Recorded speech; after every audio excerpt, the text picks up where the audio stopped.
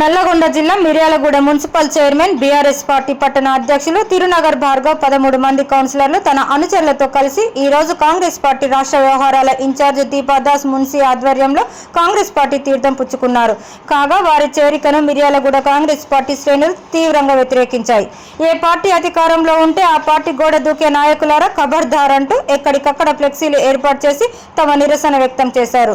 ఈ సందర్భంగా స్థానిక పార్టీ కార్యాలయంలో ఏర్పాటు చేసిన మీడియా సమావేశంలో MLA Battula Lakshma Reddy, DCC president Shankar Naik, రాష్ట్ర నాయకులు స్కైలాబ్ నాయక్ తదితర నేతలు వారి చేరికను తీవ్రంగా ఖండించారు.